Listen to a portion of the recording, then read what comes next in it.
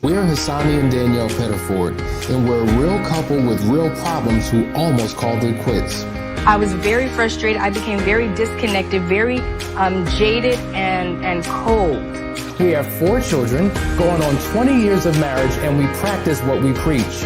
Our mission, to change the way couples relate to one another and teach them the skills needed to improve the quality of their relationships. This is the Couples Academy Show. Welcome, everyone. This is the Couples Academy Show. My name is Hassani. Glad to have you on with us this morning. We want to know where you are calling in from, what city, what state, what country, so that we can acknowledge you. Today's a great day. It is Tuesday. Yes, Tuesday. That's right. Second day into the work week. Hope that everything is working well for you, not only on your job, but in your life and in your relationship amongst your family. There's so many things happening all throughout the world. People are losing their lives. There's so many weather conditions, challenges, unemployment, just a lot going on. There's crisis in the land, but not that we're thankful for the crisis. We're not. But sometimes there's a gift in the crisis. The gift is it will pull people together. A lot of times when couples are caught up in trivial things, when crisis hits, they realize what's most important. They begin to realize, what is it worth really fighting about, arguing about? What should our focus be? And so we've seen many couples that have given up all of the unnecessary bickering back and forth on trivial issues to deal with what was central to their life, to their family, to their relationship. And so we pray that you will take advantage, right, of this season and really double down and connect in a way within your relationship that will do something that is long lasting and beneficial for your legacy. We're in a series, guys. We're talking about change your mind, change your marriage. And today, the focus of this particular episode is going to be a weak mind produces a weak marriage. Listen, it's time to get our minds right. It's time to get our minds strong. And in order to do that, sometimes you have to step outside of your normalcy and do something different. Try something different. Now, you know, this past weekend, we had our last chance weekend, and I said I would be taking some time to really share with you what people got out of that experience, because many of you are still on the fence. You're still trying to see, should I do this? Is this worth it? Well, let me go into another testimonial from someone who traveled quite a distance to be with us for the weekend. This is what she had to say. Hi, my name is Ari. I am from Augusta, Georgia, and my husband and I came up to Dr. Hassani's retreat intensive for the weekend to experience couples intensive retreat. I can't say that I had the same experiences as everyone else because everyone's experience is different. But when I fully was able to get my full disclosure and was able to fully understand what was going on, not only with my husband, but with myself, it was like everything in me just opened up. There was like the doors open to a dirty closet that was full to the brim and everything spilled out. And it was like, I could finally breathe. We had times where we were extremely happy. We had a good time. We had times where we were extremely angry, upset, sad. There were tears. There was emotions everywhere. But on this third day, there was hope. There was inspiration. There was a miracle. You come thinking there's nothing that can help you, but you're trying it just to say you did everything you could. But when you get to the third day, you do what he asks you to do. There's 3 of them as a team. You do what they ask you to do. You literally are open to the experience and you let it work on you. I can say on my third day, I not only have hope, but I'm excited. I have inspiration. I feel like I have a testimony, and I feel like this is something that I can share. I want everybody to go through this. And one thing that I realized while I was here, which was extremely important to me, is that these people here genuinely want to help you. They are genuinely doing the work with you. It's not just you. It's about you and your spouse, and they are actually here in your mess with you to help in any way they can. Open to communication. You feel secure enough to be vulnerable, to find a place that you did not know that you had or that you could reach. And that is inspiring. It's okay to ask for help, because you cannot do everything on your own. I was thinking, hey, I should tell my mom to come here. You know, it doesn't, not because her marriage is in shambles, because you get a medicine, an antidote, if you will, from going through this intensive. You get more out of it than you think you would. You may think you have the answers, or, oh, I know all of that. I've watched all the videos. I've gone to several counselors, but this is really different. I learned about myself. I was able to connect with others. People understand what you're going through, and you don't feel alone. You don't feel isolated. You don't feel embarrassed. And I think that was very important to me. Love it, guys. Love it. She said it was like an antidote, right? It was medicine. And there are so many marriages that are sick today that need medicine, that need a vaccine, if you will. And that's what the Last Chance Weekend is all about. And many of you have been asking, are there more dates coming?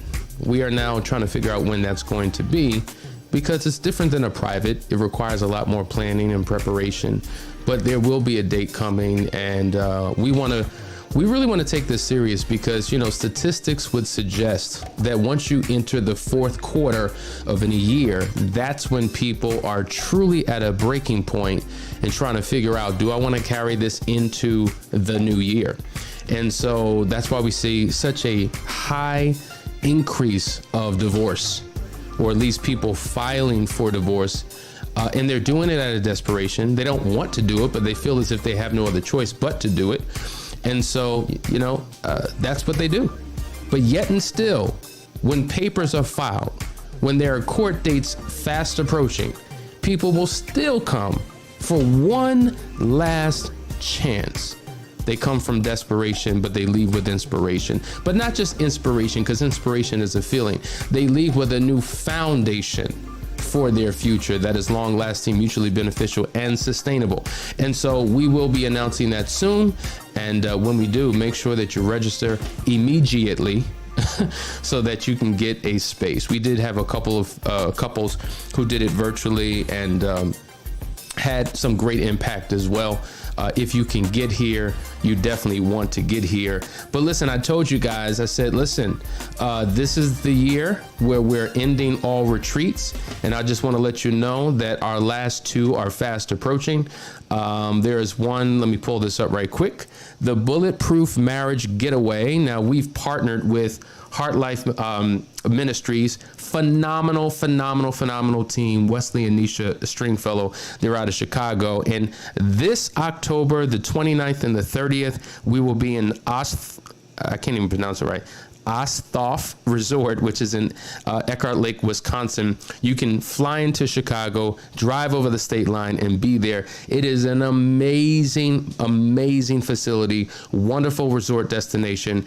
Danielle and I will be presenting as a part of this overall marriage getaway. And I've told you guys, I've been to many all over the world. This is absolutely one of the best. You do not want to miss it. It is not too late to register. We'll be putting the link in the description for all shows coming forth so that you can register. And when you do, make sure you tell them that you found out about it through Couples Academy. We're going to be having some listen, last time we went, we were absolutely blown away. Not only did we participate in terms of speaking, but we received so much from that particular event.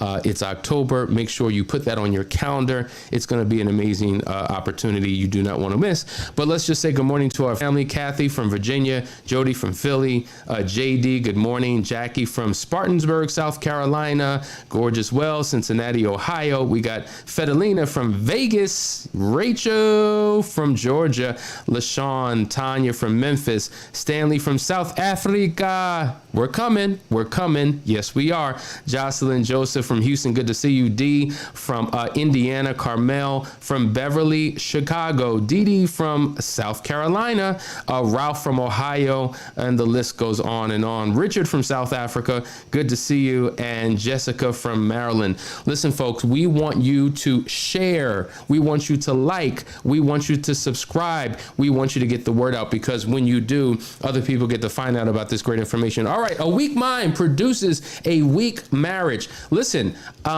one of the greatest orators that ever walked this earth, there are many of them, but one of them, many of us are all familiar with him, and that is Dr. Martin Luther King. This man, I tell you, most of you only know about his I Have a Dream speech, because that has become the iconic messaging that's associated with his life and with his legacy. But that is one of countless. And if you really study his work, if you read his books, if you read his sermons, your mind will be cracked open with just the wisdom and the eloquence. And he's talking about something that's right in line with what we're talking about today, and that's mindset. And this is what he says. He says that a soft-minded man always fears change. He feels security in the status quo, and he has an almost morbid fear of the new. For him, the greatest pain is the pain of a new idea. Wow.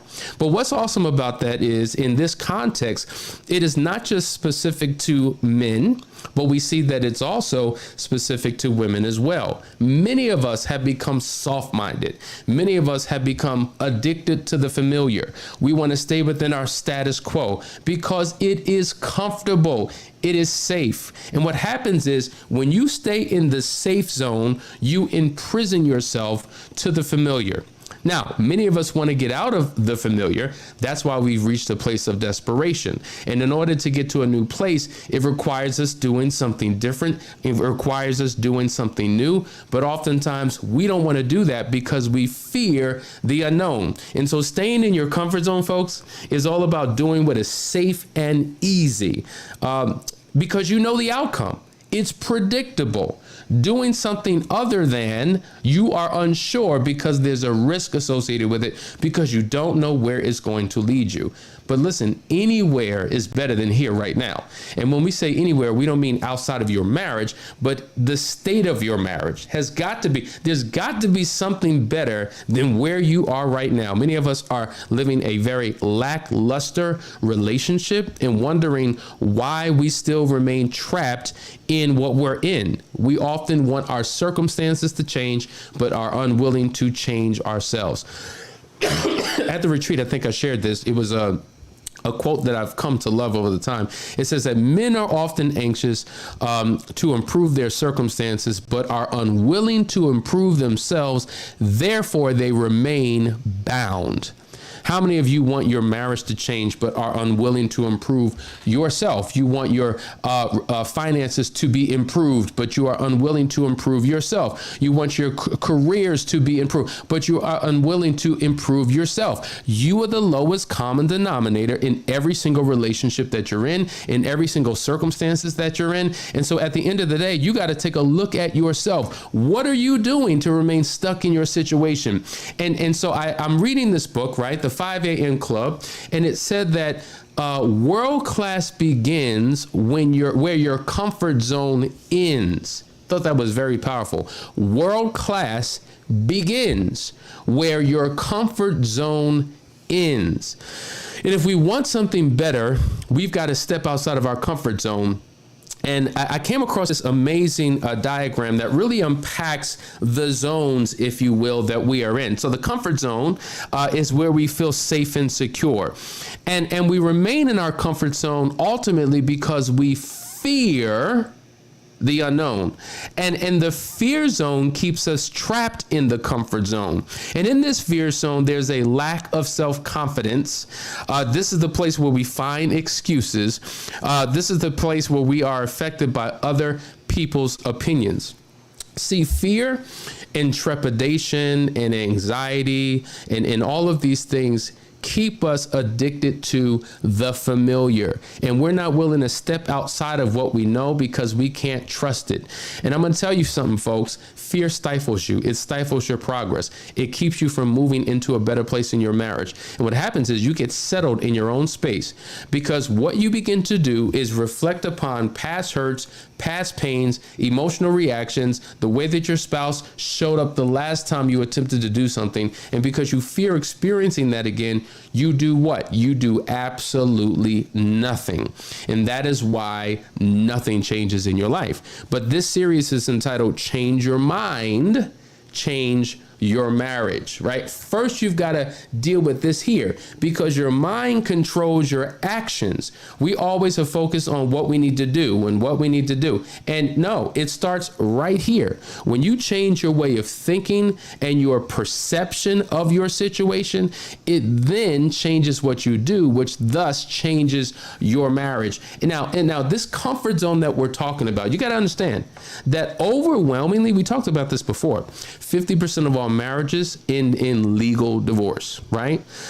These are individuals possibly who remained stuck in their comfort zone and weren't willing to take the necessary steps to do something different. A lot of times people get divorced, not all couples, but there are many couples who get divorced who never went to counseling, never read a book, never went to a seminar, never did anything to invest in their marriage. They remained stuck. They didn't put forth that work. Or maybe one did and the other wasn't willing. And because they weren't on the same page, boom, 50% result in legal divorce. But then you have 30% who experience that emotional or social divorce. They're still married legally, but they're emotionally disconnected. They're living two different lives. I've got my friends, you've got yours. I've got my lifestyle, you've got yours. And we'll come together occasionally, I guess, for the kids or because we have to. Circumstances make it so that we have to deal with each other. But we really live quiet lives of desperation. We live in despair. We live in isolation. We live in our own silo. Yeah, we'll have meals. Yep, we'll occasionally have sex. Yep, we'll do that vacation every now and then because, hey, we have to. We'll even go to church. We'll do those necessary, essential things. But when it comes to developing intimacy within the relationship, I just don't feel comfortable. My wall is up. I just don't trust you. And so I'm going to operate in self-protection, right? I'm going to operate in self-preservation because I can't share myself with you. And that's how we remain stuck. Here we go, in the comfort zone. Why? Because we're surrounded by fear.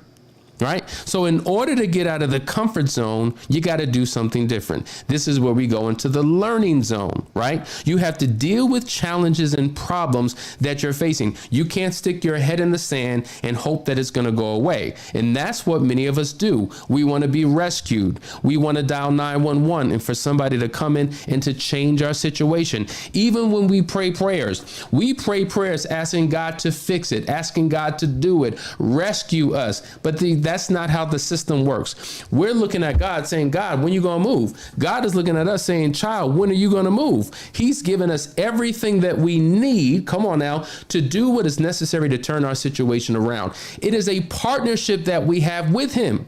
When we allow his super to touch and combine with our natural, we can then have a supernatural experience. And so God is not going to do it for you. No, it doesn't work like that. He doesn't work for us. He works through us, but it requires that we become willing vessels. And in order to do that, we have to step outside of the comfort zone. The Bible is replete and is clear from Genesis to Revelations. It talks about fear, and it says, be strong, right? It says, be courageous. Why would it tell us to be strong and to be courageous? Because he knew that there were circumstances and situations that were fearful. So it's not about removing fear. Fear may never go away, but you do things in spite of the fear. You feel the fear and do it anyway. There's fear associated with letting our guard down. There's fear associated with wanting to develop intimacy. Now, I'm talking about communication. I'm talking about intimacy. All right. There's fear associated with really sharing our heart for fear of how our spouse may deal with it. But it is only in those spaces where we begin to take these calculated risks do we see the possibility of what can happen if we put in that work. Because if we don't do anything, there's risks, hidden risks associated with remaining in our comfort zone. What is the risk? Things remain exactly the same, or things progressively get worse, or we begin to tell ourselves stories, right? The stories we tell ourselves reinforce our actions and predict a future that we really don't want. Now think about it. When it comes to this mind, most of us are thinking and focusing and meditating and soaking and saturating ourselves on the very things we do not want. Think about it. We focus and meditate on what we do not want. But what we don't realize is that the more we grab a hold of a thought and we marinate in a thought, what we're doing is we're seeping those thoughts into our subconscious mind. And we are training our subconscious mind that this is actually what we want. And guess what? We begin to unconsciously, subconsciously move in the direction of the very things we do not want, because that's where we've placed our focus. So you've got to focus on the things that you do want. You've got to obsess about the life that you do want, that the marriage that you do want, that the spouse that you do want, because wherever you place your attention, it grows. Think about a magnifying glass. If you were to take a magnifying glass, remember when you were a kid, on a hot summer day, you take a magnifying glass, put it over a little ant, and you can burn that ant alive. Well, how is it possible? What is it about this tool that increases the intensity of the sun that it kills it? Well, what happens is the sun rays are spreading all across the earth. But when you have this tool, there's now focus, right? There's an intensity and a focus that goes through this tool that burns the ant on the other side.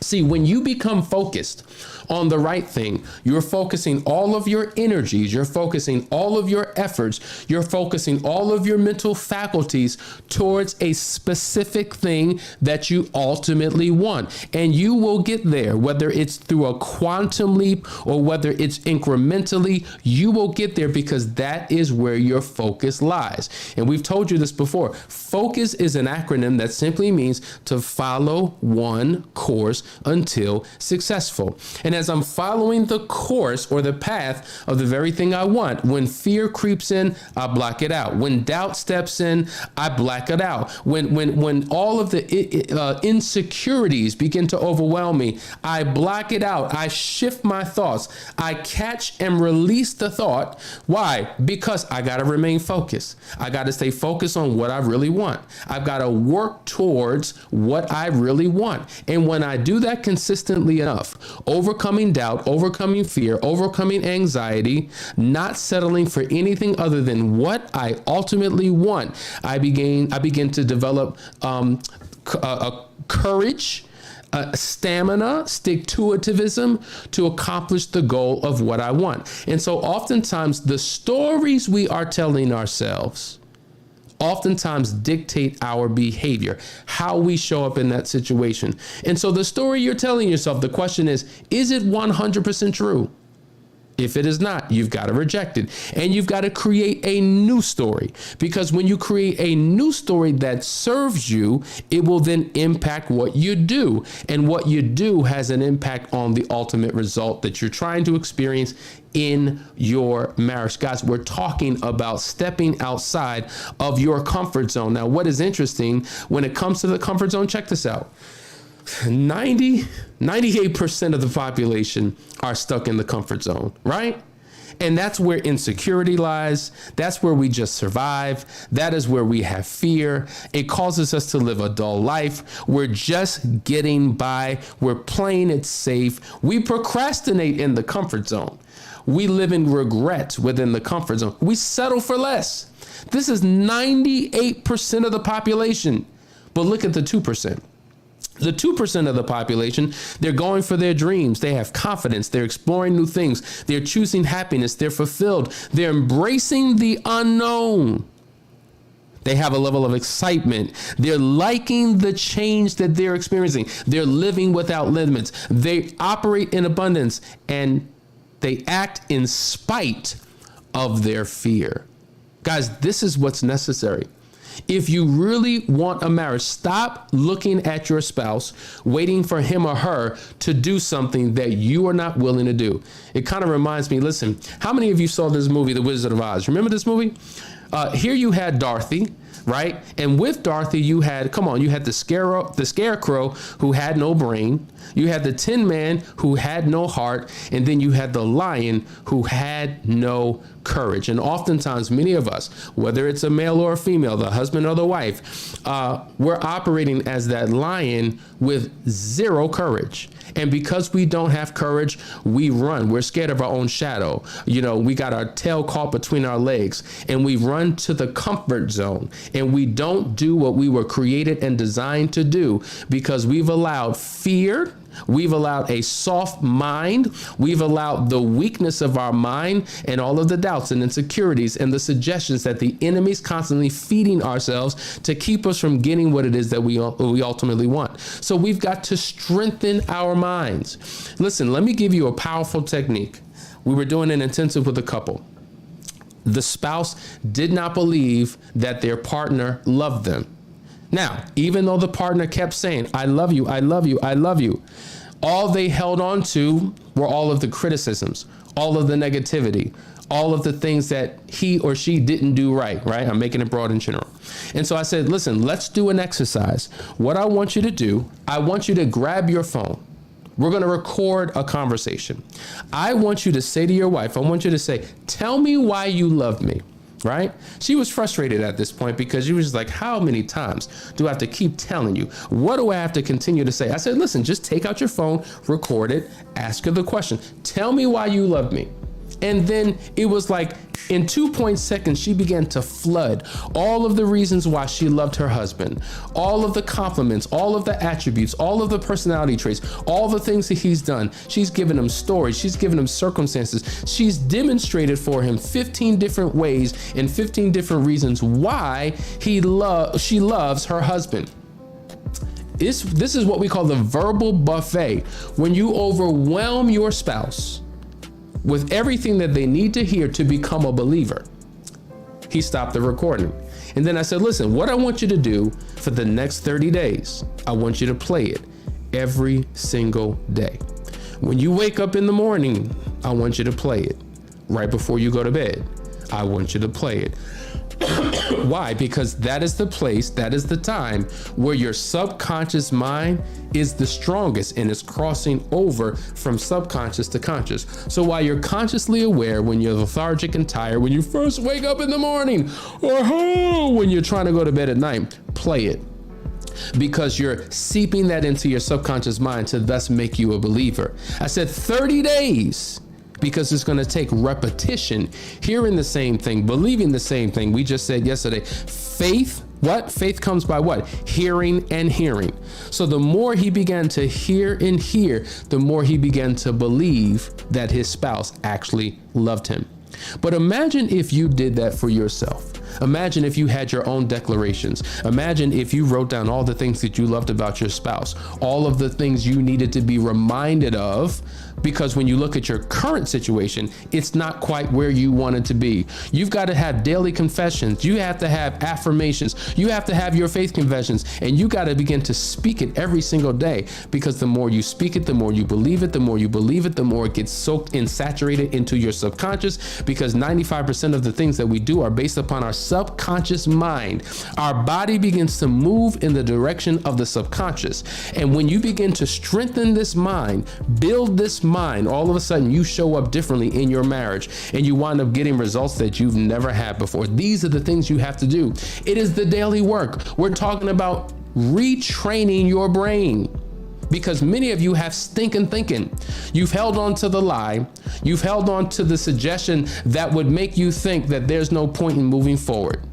You've got to get rid of this. You've got to reject it. And you've got to soak and saturate yourself with all the things that speak to the fact that you have purpose, that there's a mission, that there's a plan for your union. Guys, I'm telling you, when you become the center of your own Bible study, right?